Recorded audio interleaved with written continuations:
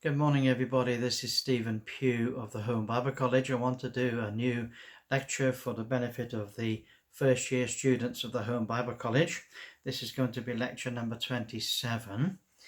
The proposition of this lecture is that the Christian is a good citizen, a good citizen. This is something which every Christian knows, or at least every Christian ought to know. The Christian is a good citizen. He takes responsibility in society without becoming embroiled in secularism and without becoming embroiled in politics. So one of the things that we need to really understand is that the New Testament describes people who, a Christian church, that were never a threat to Rome. Got that? They were never a threat to Rome. In fact, the religious leaders tried to put a charge against Christ that he was a rival king to Caesar and a rebel against Pilate. Now that would have warranted an immediate death sentence right there, but Christ answered that charge by saying this. He said, "My kingdom is not of this world, else would my servants have fought to not allow me to be delivered unto you." So, in other words, he's saying, look, my actual presence here today demonstrates the fact that my kingdom, yes, I am a king, but my kingdom is no rival to you or to Caesar. And Pilate realized this and accepted it, and that wasn't really ultimately the reason why he was executed. The disciples also in the Acts of the Apostles were never a threat to Rome in any sense. They were model citizens. Model citizens. They were the sort of citizens that the ordinary people would look up to, and they would model their behavior. In fact, there's no New Testament example where Christians took up arms against Rome. Okay, no New Testament example of that. They never resisted Rome's legal authority. They never sought military duty. They never sought political office. And they never protested against the politics of Pilate. Wasn't even on their radar that they should do these things. They were adamant that they should be allowed to carry out their religious observance and evangelistic mission, and they were prepared to take the consequences if there were consequences. Now, if the civil government imprisoned them, they rejoiced.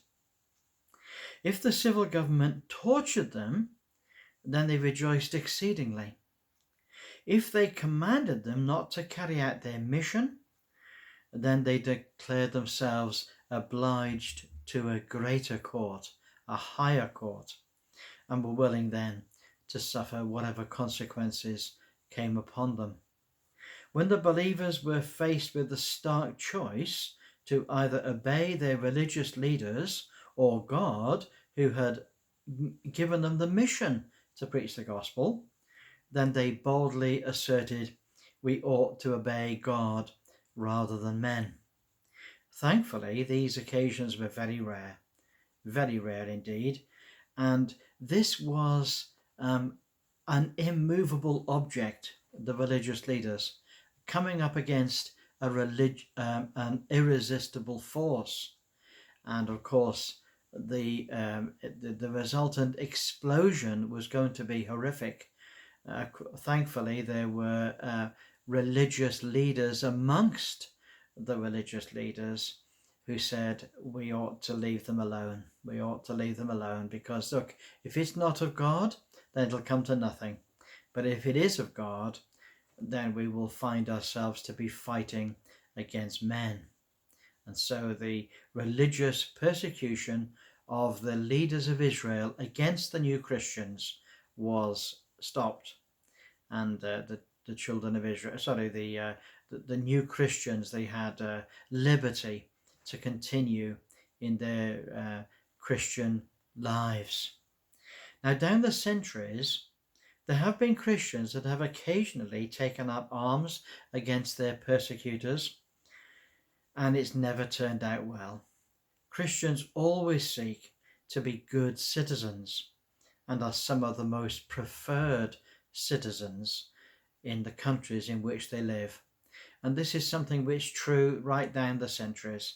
And whenever Christians are faced with persecution by the state or by other religious leaders, it's always to their credit that they go forward in quiet, obedient citizen action, and they always swear allegiance to the state and always are obedient if they can be. That's the point, if they can be. So there we are. That's my proposition for today, that the Christian is a good citizen. He's a good citizen. He pays his taxes. He gives the honor where honor is due. He doesn't give undue honor, but he gives honor where honor is due. Well, God bless you. I look forward to speaking to you again next week, and I wish you every blessing. Bye for now.